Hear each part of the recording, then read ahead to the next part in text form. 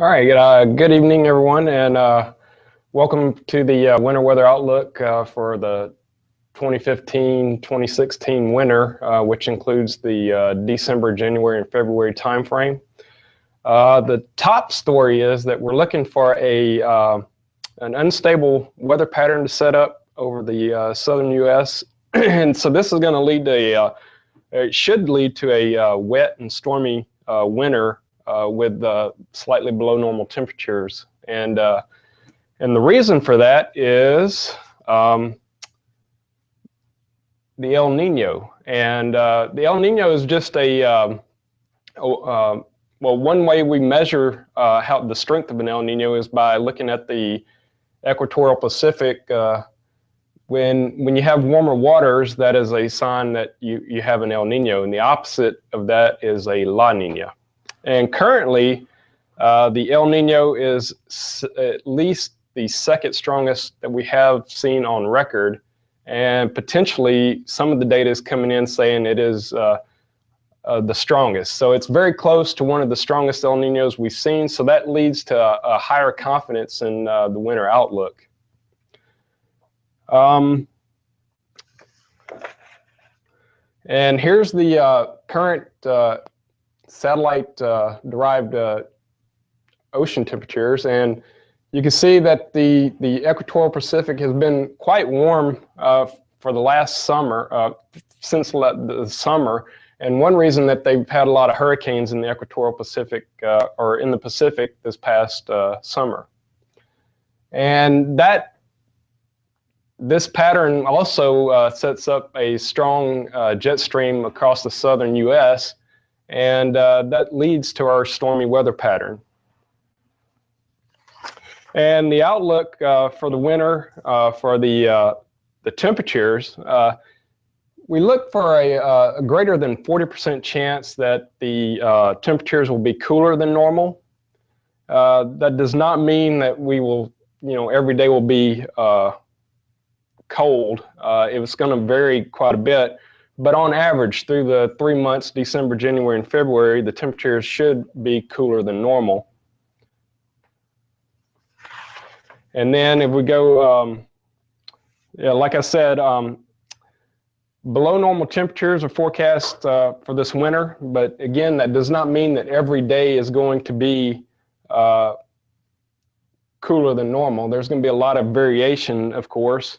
But still, there's a 40%, greater than a 40% chance that we'll see cooler than normal temperatures over the winter period. Also, other factors we have to take into account is the Arctic oscillation, and that's up in the Arctic. If it's when it goes negative, that means that there's potential for cooler weather outbreaks further south into the U.S. And if it's positive, just the opposite. The Arctic air remains locked up to the north.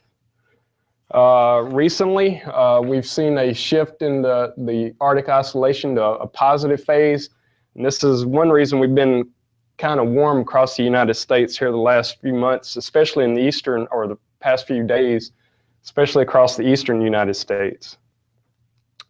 But this pattern does flip back and forth quite frequently over time, and the phases have currently been switching about every 2 to 4 weeks.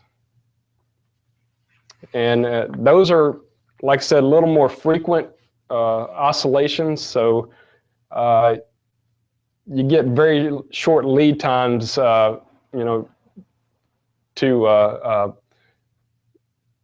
short lead times of when these potential Arctic outbreaks could occur. And right now, we do not see any of those occurring.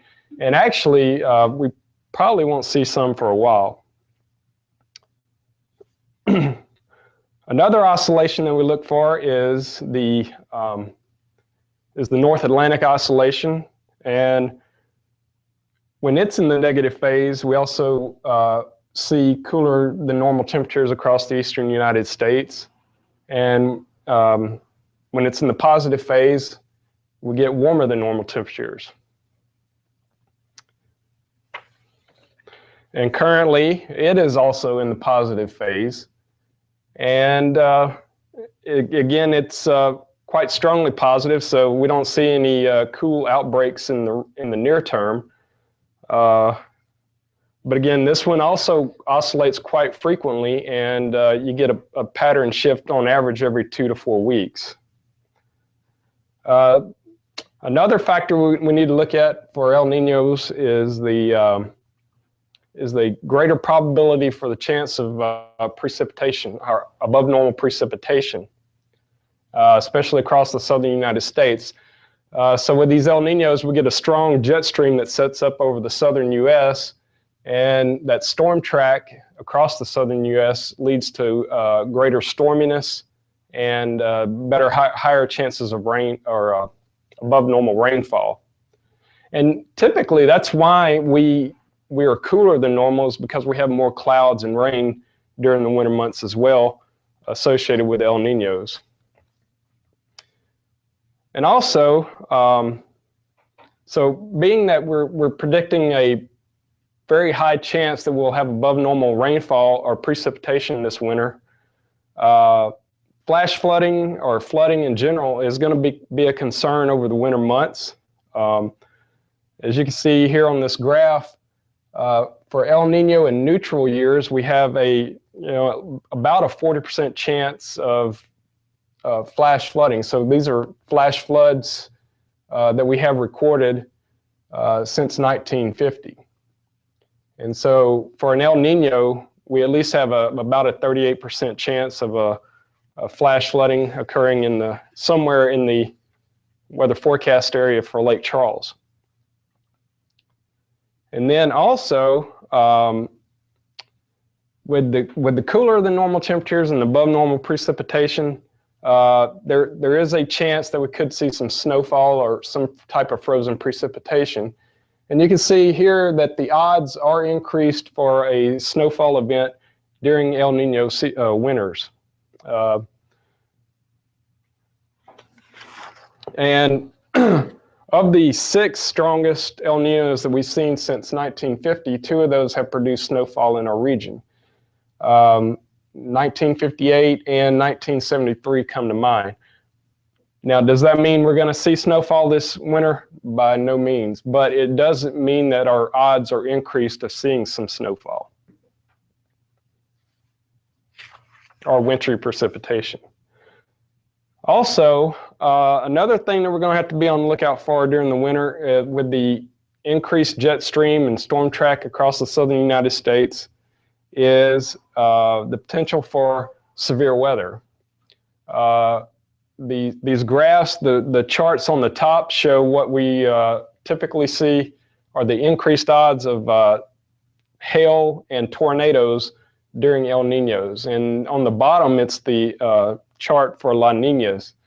And you can see that during El Ninos that the immediate Gulf Coast has a higher probability of seeing hail and tornadoes during El Nino seasons and or El Nino winters, and then it shifts a little bit to the north in the wintertime with La Ninas. So this winter, we're going to have a higher chance of seeing severe weather right along the immediate Gulf Coast.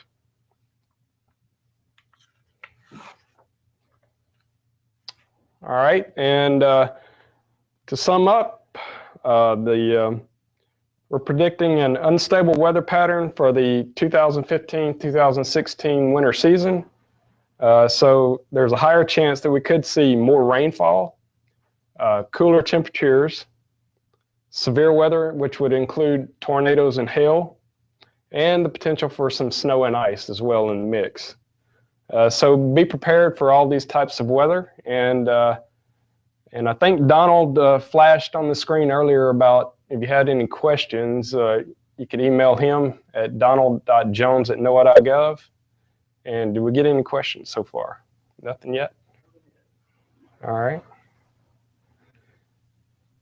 But to sum it up, I mean, we really, it's very difficult to predict climate out several months in advance, as you well know.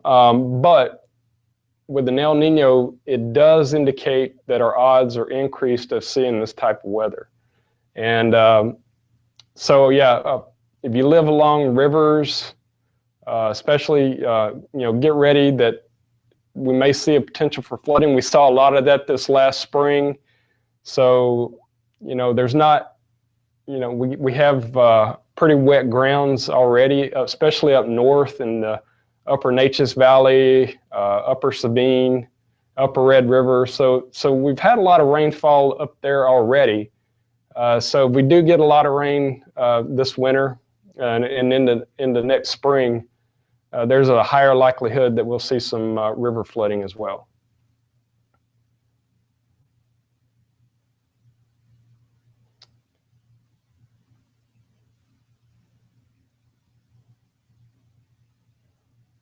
And can you think of any questions, Donald, that you might have?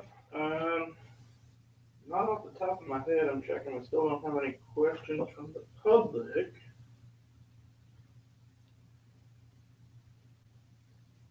But I guess that pretty much covers it all.